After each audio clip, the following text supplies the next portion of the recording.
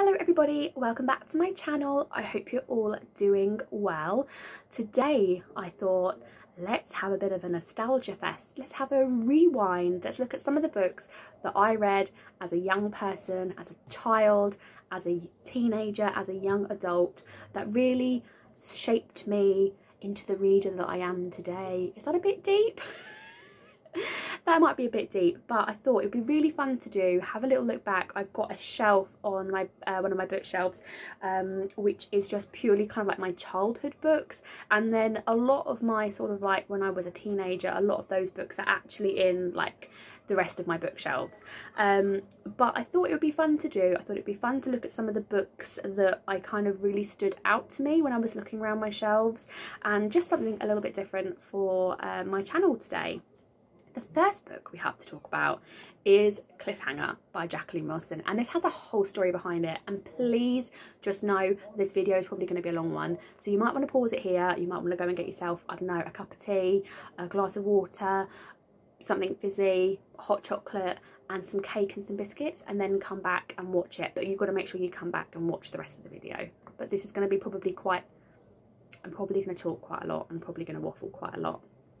I remember reading picking this up and asking for this because we were reading it when I was in, I think, year 3 when I was at school, and I'm remembering that because of the classroom that I was in and what classroom that was, and then what year I think I was. I think when you're in year 3 you're about 7 or 8, which sounds about right. And I remember we were reading this as a class, but I think it was also part of our English, like what we were doing.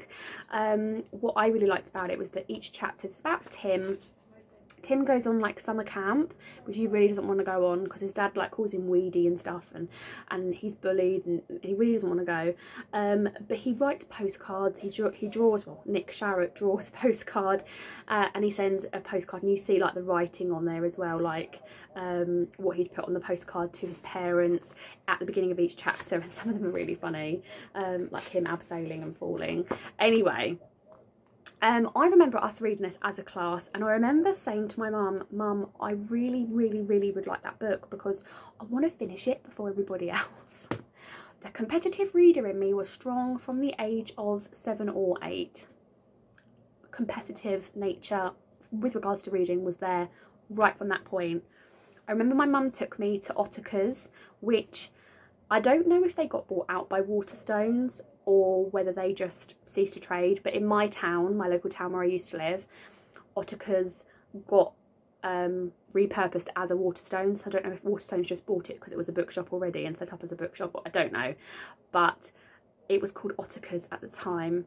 And she took me and she bought it for me, and she also bought me Buried Alive.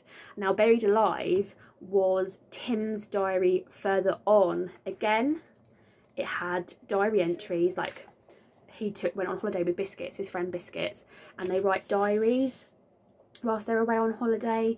So at each chapter you get a diary entry from them, which is just really fun and cute to read. But I remember this being a bit of a step up from Cliffhanger. If you kind of look at the writing, I remember this being a bit of a step up. See, I told you it's going to be a long video. You know, it's a bit of a step up. This is Cliffhanger, this is Buried Alive, and this was like, these kind of stick out to me as being the first chapter books that I remember actually reading for my, like on my own, for myself. I don't know, I probably read chapter books before, but these are the ones that really stick out, and it's like the whole sort of like competitive nature in me that really sticks out as well. I wanted to read them before the rest of the class had read them. So yeah, these really bring back memories for me, and this started off my love affair with Jacqueline Wilson. I could talk about Jacqueline Wilson, do a whole video on all of the books that I read by her, but the other one that I did pick up was the story of Tracy Beaker, because this just seems like just really just nostalgic to me completely. I love Tracy Beaker's books. I've probably read most of them up until the point where I kind of maybe got a bit too old for them, but even I read the Girl in Love series as well when I was a little bit older. I just love these books. I felt like I couldn't just talk about these two with regards to Jacqueline Wilson. Always had to talk about something else, but I loved her books, and you can tell that they've been on my shelves for so long. I could never get rid of these. they've been on my shelves for so long. So my love of books started from quite a young age. I also feel like when we're talking about sort of this early on in my life, we also can't not talk about Beatrix Potter books. My room was all decorated in like a Beatrix Potter theme. I had a Jemima Puddle Duck rug. I had a, what do you call it, that goes for like a border, like it's like wallpaper but it goes around the middle of the room. Is it called a border? That I had all the way around my room, and that was also Beatrix Potter themed. I had a bin that was Beatrix Potter, a light shade, you name it was Beatrix Potter. I can't talk about this kind of like early part of my life. We also had a VHS that had some sort of like animations of these drawings like brought to life. Obviously the kind of one that springs to mind is The Tale of Peter Rabbit, but I have the whole box set, and it's when there's a baby born in the family. I tend to gravitate towards buying them a Beatrix Potter kind of like box set because it's just so nostalgic to me, and I probably read these books like so many times. And the drawings, I actually have some Beatrix Potter prints which I got at a car boot sale, which I haven't actually had the opportunity to put up anywhere yet, and don't know if I really have the right space to put them up, but I would love to one day. So yeah, that was kind of like some of the early readings. Another one that really sticks out to me is the Twits by Roald Dahl. This is also a really old copy, and I actually think this is my brother's copy, and I think I pinched it from him. I just remember the Twits being so gross and so weird, but this, as well as George's Marvellous Medicine, are kind of like two of the Roald Dahl books that really stick out to me. Probably read them at a similar time to reading this Jacqueline Wilson stuff, and I just found Roald Dahl really weird, and I really loved that. It was a little bit different. I loved the sort of like imagery of Mr. Twit literally having like food and God knows what living in his beard, and yeah, I just part of my childhood. When I got a little bit older at primary school, I remember being introduced to Michael Morpurgo, specifically my friend Walter. We, I think, read this around the time that we probably studied the Tudors, because this is about Sir Walter Raleigh. Well, it's about a girl called Bess, but she has visited by the ghost of Sir Walter Raleigh, and I have actually reread this back in lockdown, I think, as a bit of a nostalgia read. And this, I've read a few Michael Morpurgos. I've read this. I've also read Private Peaceful and The Story of Adolphus Tips, the one about the cat in the Second World War. And again, just kind of really nostalgic reads for me, and I think I want to go back, and I bought Alone on a Wide Sea. I can't see it. I'm sure it's Alone on a Wide Sea, because back in the day I was listening, they did a sort of like a dramatisation on the radio of Alone on a Wide Sea, and I bought the book because the dramatisation that they did was so amazing. I was like, this is based on a book, isn't it? And we were like, yeah, we were listening at work, me in an office of some other ladies, and I ended up, like I say, buying the book, and I haven't read it yet, so I do want to read more of Michael Morpurgo. But yeah, again, another kind of like nostalgic author that I can't not mention. And this video would not be whole without talking about Angus thongs and full frontal snogging. I don't typically like movie bind-ups, but for some reason I have the movie bind-up of this, which means that I read this back in 2008. Seriously? I probably was a bit, to be fair, I probably was a bit late to the party on this, to be fair, because I also remember reading this at the same time as reading Diary of a Chav by Grace Dent. So this was probably, I was probably a bit late to the party on this one. These just made me belly laugh, as well as these. And I really, I've watched, I think Drinking by My Shelf, Emma, I think she read all of them in like 24 hours. I think she read this series. I've got a funny feeling she did, and I honestly want to revisit them. I wouldn't read them over 24 hours, but I think it would be fun to maybe read them over the course of a month or something. I just remember these being so hilarious, so funny, and just so like witty and real. And what's really nice is it's actually set in Eastbourne, and I have moved very close to Eastbourne, so I live very, very close. So it might even be nice to reread them kind of like with a local kind of like feel to them. But I love the diary format style. I think I own all the books. I'm pretty sure I own them all. Love, love, love, love. These were just really funny, and these were a bit kind of like they talked about real things, like being a girl of this sort of age. Like, I found them really real and relatable at the time, which you don't necessarily get as a child or as a young teenager. You don't necessarily get that sort of representation. So I don't know if maybe I read them a little bit early before I should have done, but I felt like it was all relevant stuff. And yeah, it's the kind of first time I really felt like, oh, this is really what's going on in my life, if that makes sense. And like I say, closely followed by Diary of a Chav by Grace Dent. I don't hear anyone really talking about these. This is about Shiraz Bailey Wood. Yes, Shiraz as in the wine, Bailey's as in the Irish cream liqueur. And she's literally named after alcohol. She's a chav, she lives in Essex, and it's just absolutely hilarious. They're set out like diaries, and in the front pages you have like some drawings and some things that she's written. And I just remember again reading these and just belly laughing, finding them so witty, so funny, and really enjoying my time with them. And I think towards the end they weren't called Diaries of a Chav. They went through a time where they got called like the Shiraz Diaries or something. I don't know if they weren't allowed to call them this anymore, but the final two were definitely Diaries of a Chav, I think. I'm looking at them down on my shelf. The final one is definitely Diary of a Chav. And these were just so hilarious. And if you haven't read these, but you come from an era of having loved Georgia Nicholson, I'd highly recommend seeing if you can get these at your local library or something, and just reading them and seeing if they kind of like spark any kind of joy or humour in you at all, because I'm really tempted again, along with the Georgia Nicholsons, to kind of pick these up and reread them and read the whole series and just laugh my whole way through. Also, the character in this kind of goes through secondary school, college, and she kind of goes on to also getting engaged towards the end. So it's kind of like spans quite a nice period of time, an arc of time. Anyway, the next two books I want to talk about, again, are probably two sort of a similar time that I remember reading. Not very talked about. This first one isn't very talked about at all. Guitar Girl by Sarah Manning.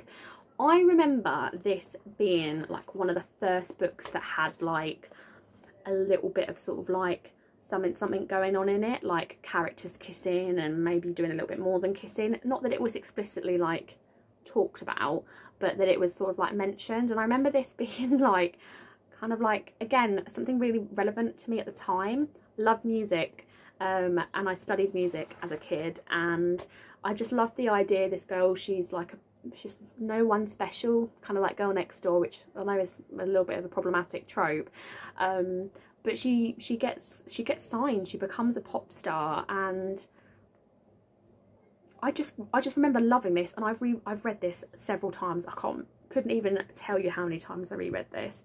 Now this one's probably got a little bit more. I remember reading this. It sadly has got water damaged. I've got a funny feeling I reread it when I went to Italy. I've got a funny feeling I took it with me. I can't remember why. So this is 2010. So how old was I in 2010? 16 maybe? Yeah, 16. I was born in 94. So yeah, 16. And this, what I really liked about this was that this was kind of like the first book I think I read that had sort of mixed media in it. So again, this had a romance in it, which again, like I mentioned, was kind of like nice to see. But this has like playlists, like handwritten playlists throughout, that they've written some pictures of some places that they went on their road trip. And this has like an invoice from a place that they stayed. I think there's like receipts in it as well. There's some drawings in that, on that page, like some drawings. Just really enjoyed this, and I remember this being again a book that I have gone back to several times. And like I say, I think I took it to Italy when I went back in 2018 to reread a sort of a bit more of a nostalgic book. I think it was kind of getting hyped up again, and yeah, I think it got water damaged, but I just really enjoyed this, and again, it was just a book that I couldn't not talk about. It's about Amy. I think she's been involved in a car accident, if my memory serves me right. Hopefully that's not too much of a spoiler, but they need to get they're moving. She needs to get her car from California to the East Coast, and she since her father's death, she won't get behind the wheel of a car, so someone has to help her out, and Roger comes in, drives the car with her, and gets the car over to where it needs to be. I have since read, I think, some more Morgan Matson. I think I've read more Morgan Matson and enjoyed it. So yeah, again, something, if you want a YA holiday read, I highly recommend Amy Rogers' Epic Detour. I don't know if I would still enjoy it, but I read it back in 2018 and enjoyed it. So, and then we kind of have to talk about this era. And these are the last 3 books I've got in my pile, so don't worry, I'll stop talking in a minute. I kind of can't talk about the Hunger Games without talking about the Uglies series. Now, I can't remember which ones I read first, and unfortunately, I probably read a lot of the Hunger Games books from the library. So I don't know if I've even actually technically read these copies, but I remember picking these up from the library, and I think I picked these up from the library as well. I can't remember which ones I read first, but I seem to remember like the early days on YouTube, like the early days of Joey Graceffa on YouTube. Probably a similar sort of time to I read this, to be fair, when I was probably about 16. I remember reading this. So what year was the Hunger Games? 2008. So between 2008 and 2010, I reckon I probably would have read these. Love the Hunger Games, and again, it's it's got a series I'd love to go back and reread, but I don't know if I would enjoy it in the same way. And the prequel that's come out recently, A Ballad of Songbirds and Snakes, or whatever it's called, I'd be really intrigued to read, but again, I don't want to tarnish my experience with the Hunger Games series because I think of it fondly and have fond memories of it. But it is a series I think I would like to revisit, but I'm very tentative, and I'm even more tentative about Uglies. I feel like Uglies was like the Hunger Games underdog, but actually I think at the time I preferred Uglies.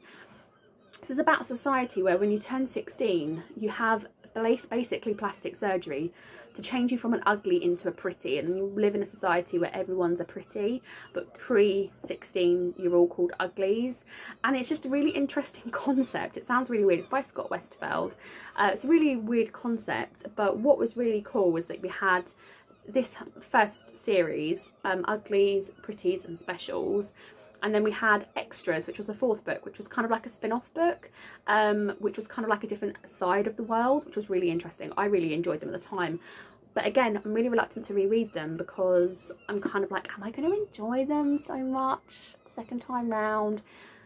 Probably 10 plus years later? I don't know if I'm going to, but I remember absolutely devouring these.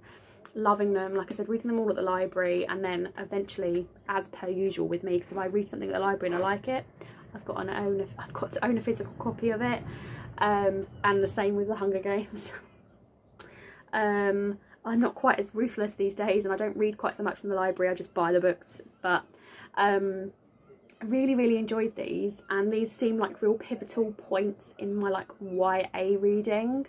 They kind of really stick out to me, and this whole sort of like dystopia era that we had. There was also a series, the Matched series, that was out at the same time, and I read the first book at that point. This was kind of when Divergent came out. Also think I read a series on my Kindle, Delirium, so that would have been, I was a bit older when I had my Kindle. I was probably about 17. I remember there just being like this whole like dystopia fest. But we also can't talk about my YA reading and not talk about the Twilight series. I remember I'm at that point where I'm getting Facebook memories from me reading the Twilight series. This is how far back my Facebook goes. And at the moment, my memories are all telling me about how, oh my gosh, I'm addicted to Eclipse. Oh my gosh, I love Eclipse. And it's so cringy. It's like 12 years ago. It's probably around the time that I actually got Facebook, to be fair. So cringy getting those memories. But I just remember this kind of being the real first thing that I really got into like the whole fandom of. I feel like I fell into like this twilight hole on the internet. I remember reading Midnight Sun. Does anybody else remember this? So obviously I have read Midnight Sun when it was recently released, which is Twilight from Edward's perspective, and it's just waffle. It's all his thoughts basically. But I remember reading that when it got, I think it got leaked online, or like a sample of it got like released online prior to it actually being used anywhere or published, traditionally published. And I remember sitting at my computer, like the family computer back in the day, sitting there reading, and my dad being like, I need to get on the computer for work. I'm like, oh, can I just read a couple more pages of this? And I even tried to print it, but it wouldn't let me print it. Obviously, in hindsight, I know why it wouldn't let me print it now, because it was actually like, either wasn't legit what I was reading, or it was like restricted.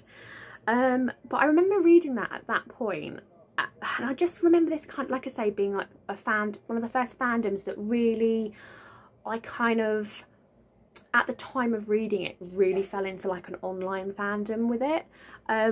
Obviously I was reading Harry Potter at this point, and I was kind of, I think I'd kind of maybe already done the whole Harry Potter thing before then I read this. I can't remember what year the final Harry Potter book was released, and I feel like that I kind of maybe had done before I then really fell into and had a presence online that I fell into a fandom of.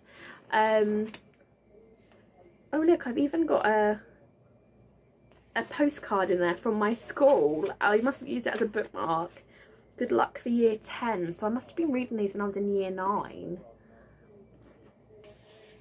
Weird. Anyway, I feel like most people probably have the Twilight series on their list as kind of a nostalgic read. Now, I don't know, it's really weird. I've probably missed out loads of books as well, just saying. Probably missed out loads of books I could have and should have mentioned in this video. But I just think it's really fun to kind of think about some of these nostalgic series. I'm so tempted to reread these. I'm so tempted to reread the Georgia Nicholson books and the Diary of a Chavs. The Diary of a Chavs are really quite small, so I think I could probably read those in a few days, and these probably wouldn't take me long to read at all. And I seem to remember when I first got them, reading them like that. But it's really interesting how like book shopping has changed as well for me. Like I remember book shopping was an experience. You went to the bookshop and you walked around and you found books like this that you didn't have the internet to tell you, oh, this book's out and it's really good. You like had to walk around the bookshop, you know, before like the internet was a big thing, because I do remember that. Or the internet not being massively accessible to everybody. I remember when we like used to have the internet at home and it used to cut out the landline phone, and then this was before like mobile phones were quite big as well, and my aunt and my nan wouldn't be able to get hold of the house because my brother was on the computer. Like I come from an era where, in a generation where I remember the internet not being a massively accessible thing. Like not everyone had the internet, to everyone having the internet. So, you know, to think how much book shopping and the kind of book industry has changed for readers is just really interesting to me. Like I say, I probably picked these up in Waterstones or WH Smith's because I saw them in there and liked the sound of them and picked them up. And then if I hadn't seen them, it just blows my mind. If I hadn't seen them then, I probably wouldn't have seen them at all. Does that make sense? Anyway, it's just so weird how things have changed. But shall we do a reread? Shall we do some nostalgia rereads? I feel like we should. I feel like it'd be really fun to try and read all the Georgia Nicholson books in like a month or something. Have a Georgia Nicholson month. I think that would be really fun. And I think, I don't know if they'd get a little bit samey. I don't know if they'd get a bit samey after a while, but I feel like that would be a ride. And I kind of feel like I might have to work myself up to rereading. I kind of really struggle with rereads. I think I've talked about this before on my channel because I kind of feel like I should be making progress through my TBR. I'm really reluctant, but I think I need to do it just to have done it and to be able to like say once and for all, yeah, no, put this series to bed, don't reread it, you enjoyed it the first time around much more, not tar my memory of it, because decompartmentalise the two experiences being very different. So I'm a bit on the fence about that. Shall we reread? Let me know down below in the comments. Do any of these spark any kind of like nostalgic memories for you? I'd love to hear about it down below in the comments. But if you also have a memory or a nostalgic memory of a specific book that I haven't mentioned in this video, again, I'd love to hear it down below in the comments. I hope you enjoyed it, and I hope it was fun for you, as kind of fun and nostalgic as it was for me. I'm sorry it was a bit of a longer video, but I hope you enjoyed nonetheless, and like I say, can't wait to read the comments and see some of your nostalgic picks down below. So thanks for watching, guys, and I'll see you all in the next one. Bye!